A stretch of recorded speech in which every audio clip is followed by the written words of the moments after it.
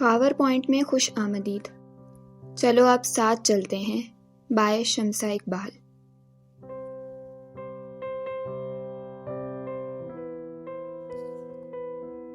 قسط number 8. Phone کی بیل بجی. وہ جو سامنے رکھے بلوچستان کے نقشے پر کچھ نشان لگا رہا تھا اس نے مصروف سے انداز میں فون اٹھایا. Hello major Haider here. اس نے اسی مصروف انداز میں نقشے پر ایک جگہ نشان لگاتے ہوئے کہا. Mrs major Haider to be here. Phone سے آنے والی آواز سن کر اس کے ہاتھ میں پکڑا مار کر رکا اور اس کے لبوں پر مسکراہٹ دوڑ گئی. سیانے کہتے ہیں خوش رہنا اچھی بات ہے مگر خوش فہمی میں رہنا اچھی بات نہیں ہے. وہ اب میز سے دور کھڑکی کے پاس آ کھڑا ہوا. لب ہنوز مسکرا رہے تھے. سیانے یہ بھی کہتے ہیں ڈھونڈنے والوں کو خدا بھی مل جاتا ہے بس لگن سچی ہونی چاہیے. جواب حاضر تھا. تو تم کہہ رہی ہو کہ تمہاری لگن سچی ہے؟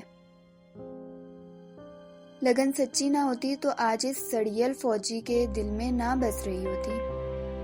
اتنا کانفیڈنس؟ تم اتنے یقین سے کیسے کہہ سکتی ہو کہ تم اس کے دل میں بستی ہو؟ میں اس کے دل کی سلطنت کی شہزادی ہوں. وہاں کی ہر نگر سے واقف ہوں اور ہر دھڑکن سے بھی. اس کا اعتماد قابل دید تھا. سوچ لو ایک آرمی آفیسر کی زندگی میں شامل ہونا کوئی آسان بات نہیں ہوتی. کسی بھی حادثے کسی بھی مشکل کے لیے ہر دم تیار رہنا پڑتا ہے. اور کہاں تم نازک دل لڑکی. وہ اسے آئینہ دکھاتے ہوئے بولا. تم مجھے ڈرا رہے ہو نا مگر تم بھی جان لو میں دعا فاطمہ ہوں. میں دعا بن کر ہر پل تمہیں اپنے حصار میں رکھوں گی. میری دعائیں تمہاری محافظ ہیں. اس کے اعتماد میں کوئی کمی نہیں آئی. اچھا تم نے فون کیوں کیا تھا؟ حیدر جانتا تھا اب اگر وہ جذباتی ہو گئی تو اس کے آنسوؤں پر بند باندھنا مشکل ہو جائے گا. اس لیے بات بدل گیا. حیدر نے مڑ کر دیکھا. سامنے ہی اس کے سینئر آفیسر کی بیٹی کھڑی تھی. ہاتھ میں لنچ باکس تھا. 1 منٹ. حیدر نے فون پر دعا سے کہا اور پھر اس کی جانب متوجہ ہوا. اس کے سلام کا جواب دے کر اس سے پوچھا. غالباً آپ سر کو لنچ دینے آئی ہوں گی مگر وہ تو ابھی آفس میں نہیں ہیں. اپنے ایک کولیگ کو دیکھنے ہاسپٹل گئے ہیں. حیدر نے اس کی خود پر جمی نظروں کی وجہ سے جھنجھلا کر اسے وضاحت دی. ہاں پاپا تو نہیں ہے تو میں نے سوچا آپ کو دے دوں. یہ میں نے اپنے ہاتھوں سے بنائی ہے یہ بریانی. حیدر جانتا تھا اس وقت وہ صرف اس سے بات کرنے کے بہانے تلاش کر رہی ہے مگر یہ سب ایک غلط وقت پر ہوا تھا جب وہ دعا سے بات کر رہا تھا. اس سے بھی غلط تب ہوا جب ہادی ایک فائل لے کر وہاں داخل ہوا. ہادی اندر داخل ہو کر پہلے کچھ حیران ہوا اسے دیکھ کر. پھر اس کی حیرت ایک معنی خیز مسکراہٹ میں بدلی. وہ جانتا تھا کہ عروج حیدر کو پسند کرتی ہے اور حیدر کے چہرے کے زاویے دیکھ کر اسے اس کی حالت کا بھی اندازہ ہو گیا تھا. ارے مس عروج آپ یہاں؟ اوہ حیدر کے ساتھ لنچ کرنے آئی ہیں کیا؟ ارے اسے تو بہت بھوک لگی ہے. ابھی مجھے کال کر کے یہی کہہ رہا تھا کہ کچھ آرڈر کرتے ہیں. میں اس سے یہی پوچھنے آیا تھا کہ کیا آرڈر کرنا ہے. ہادی کے جھوٹ پر حیدر اسے دیکھ کر رہ گیا. عروج کا حوصلہ بڑھا. میں کھانا نکال لیتی ہوں پھر آپ لوگ کھا لیں. یہ کہہ کر وہ کھانا نکالنے لگی جبکہ حیدر اسے موبائل کی طرف اشارہ کرتے رہ گیا یہ بتانے کے لیے کہ دعا اس وقت کال پر ہے. ساتھ تو صرف نام بدنام ہے. اصل ذلیل انسان تو تم ہو. اب دعا اگر ناراض ہو گئی تو اس کے ذمہ دار تم ہوگے. حیدر نے عروج کو جب اوون میں کھانا گرم کرتے دیکھا تو ہادی کو ایک گھونسا جھڑتے ہوئے دبے لہجے میں چلایا. پھر اس نے موبائل اسکرین سامنے لہرائی جس پر دعا کا نمبر جگمگا رہا تھا. ہادی نے فون اس کے ہاتھ سے جھپٹا. کیسی ہو چھوٹی؟ میں بات کر رہا ہوں ہادی. ہادی نے موبائل لے کر کان سے لگایا. حیدر محض دانت کچکچا کر رہ گیا۔ ہادی دعا کو ایک چھوٹی بہن کی طرح رکھتا تھا، وہ بھی ہادی کے ساتھ گھل مل گئی تھی۔ ہادی بھائی، یہ لڑکی کون ہے؟ کس کی آواز آ رہی ہے؟ دعا نے فوراً ہادی سے پوچھا۔ مس عروج آئی ہیں حیدر کے ساتھ لنچ کرنے، خاص طور پر اپنے ہاتھوں سے بریانی بنا کر لائی ہیں۔ حیدر سر پکڑ کر رہ گیا، جانتا تھا اب دعا اس سے ناراض ہو جائے گی۔ عروج نے ہادی کو بھی کھانے کے لیے کہا، مگر وہ منع کر کے کھڑکی کے پاس کھڑا آہستہ آواز میں دعا سے بات کرنے لگا۔ حیدر وہ کھانا نہیں کھائے گا، میں جانتی ہوں وہ ایسا نہیں ہے، دعا نے دھڑکتے دل کے ساتھ کہا۔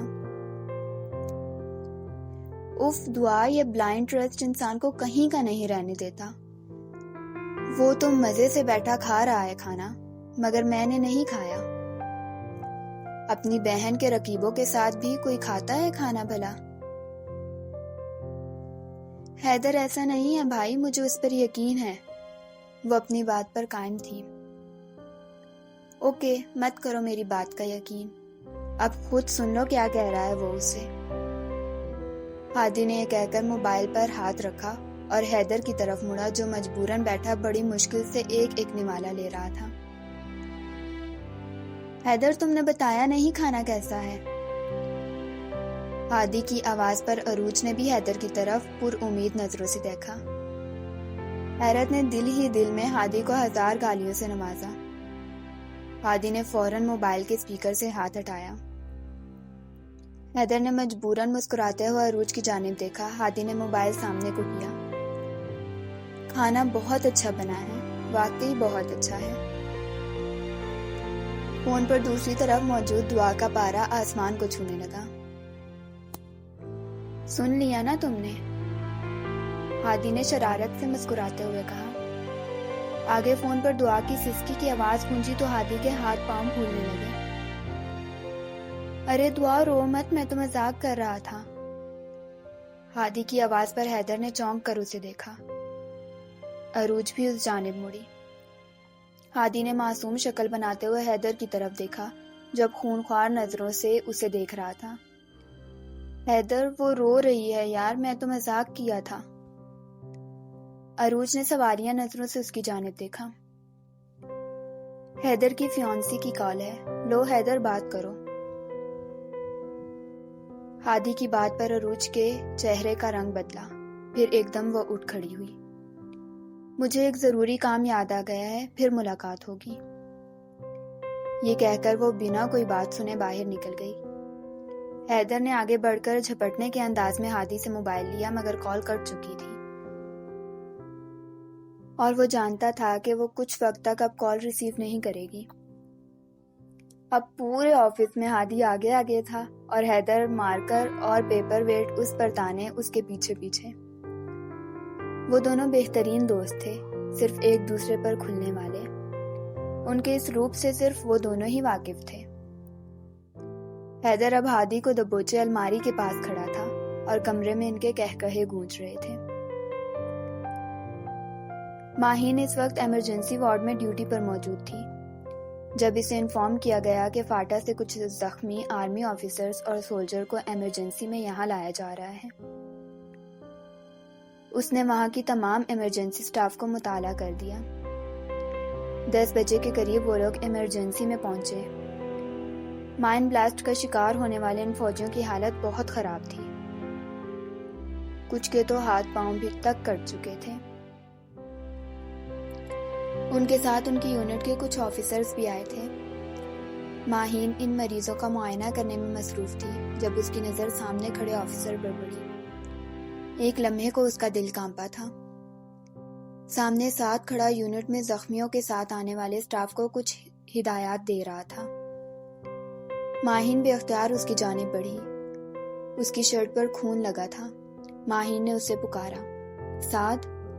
اس نے آواز نہیں سنی۔ ایسا ماہین کو محسوس ہوا تھا، مگر اس کے لبوں سے سعد کا نام نکلا ہی سرگوشی کی صورت میں تھا۔ اس نے کانپتے قدموں سے آگے بڑھ کر اس کے کاندھے پر ہاتھ رکھا۔ اس نے حیرت سے مڑ کر دیکھا۔ اس کی پیشانی پر ایک چھوٹی سی پٹی بندھی تھی. وہ مسکراتے ہوئے اسے دیکھ رہا تھا. ارے واہ ماہی آپی، آپ یہاں ڈیوٹی پر ہیں؟ کیا اتفاق ہے. بس دیکھیں دل کو دل سے راہ ہوتی ہے. وہ مسکرا رہا تھا مگر ماہین کی نظریں اس کے چہرے پر تھیں. اس کی آنکھیں اس کے جگراتے کی گواہ تھیں. اس کا چہرہ تھکاوٹ سے چور تھا مگر اپنے ساتھیوں کی دیکھ بھال کے لیے وہ سب کچھ بھلائے کھڑا تھا. ماہین اسے 2 مہینوں بعد دیکھ رہی تھی. اس نے ہاتھ بڑھا کر اس کے زخم کو چھوا. آہ کیا کر رہی ہیں آپی، جان لے لیں گی کیا؟ سعد نے خفگی سے زخم پر ہاتھ رکھتے ہوئے کہا. میں نے تم سے کہا تھا نا اپنا خیال رکھنا، مگر تم یہ زخم لے کر آئے ہو. وہ روحان سی ہو گئی. میری یونٹ کے زخمیوں کے زخموں کے آگے میرے یہ زخم کچھ بھی نہیں ہے. وہ مسکرا کر اسے تسلی دے رہا تھا. بیٹھو میں تمہاری پٹی کرتی ہوں. ماہین نے خود کو سنبھالتے ہوئے اس سے کہا. آپ میرے یونٹ کے زخمیوں کو دیکھیں، میں پٹی کروا لیتا ہوں. عادی نے اسے یقین دہانی کرائی اور کاؤنٹر کی جانب بڑھ گیا. سامنے ہی ایک AFNS armed forces nursing service کی لیفٹیننٹ کھڑی تھی. سعد نے اسے اپنا زخم دکھاتے ہوئے پٹی کروانے کا کہا. وہ کاؤنٹر چھوڑ کر سامنے آئی اور اسے بٹھا کر بڑی مہارت سے اس کی پٹی کھولنے لگی. سعد نے اس سے مریضوں کی حالت کا پوچھا تو وہ شائستگی سے اب اسے بتا رہی تھی. اس آفیسر میں بلا کا اعتماد تھا. اس پروفیشن کو کچھ لوگ اچھا نہیں سمجھتے. آپ مطمئن ہیں کیا اپنے پروفیشن سے؟ سعد نے اسے سوال کیا تو اس نے مسکرا کر ایک نظر سعد کو دیکھا اور پھر مہارت سے پٹی کرتے ہوئے بولی. کیا برا ہے میرے پروفیشن میں؟ I serve those who serve the nation. I am the selected one to serve the selected ones. اس کے اس جواب نے سعد کو لاجواب کر دیا تھا. واقعی وہ سلیکٹڈ تھی.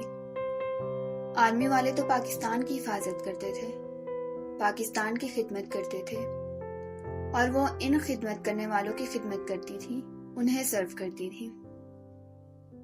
آپ واقعی ہمارے ملک اور ہماری قوم کا ایک قیمتی سرمایہ ہیں. سعد نے مسکرا کر اس کا شکریہ ادا کرتے ہوئے کہا اور پھر مریضوں کی جانب چلا گیا. ان میں سے کسی کی ٹانگ کٹ چکی تھی تو کوئی بازو سے معذور ہو چکا تھا، مگر ان سب کے حوصلے لاجواب تھے. ان میں سے بہت سے زخمیوں کے گھر والوں کو خبر کر دی گئی تھی اور ان کی مائیں اس وقت وہاں موجود تھیں. سعد کو بہت مشکل لگ رہا تھا ان سب کا سامنا کرنا. سعد ان کے پاس پہنچا تو ہر کوئی غمزدہ تھا. وہ سب ایک دوسرے سے انجان اور الگ تھی مگر ان کا دکھ سانجا تھا.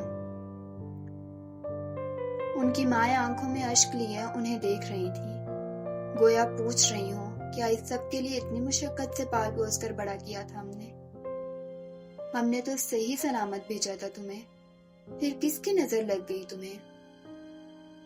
کیا ان ظالموں کو تم پر گولیاں چلاتے وقت یہ خیال نہیں آتا کہ یہ جوانی ماں باپ کا سہارا بننے کے لیے ہوتی ہے، ان کا بوجھ بانٹنے کے لیے، نہ کہ ان کے کندھوں پر اپنے جنازوں کا بوجھ ڈالنے کے لیے؟ وارڈ میں ایک طرف کو بھگدڑ مچی تو سعد کی سوچوں کا دھاگا ٹوٹا.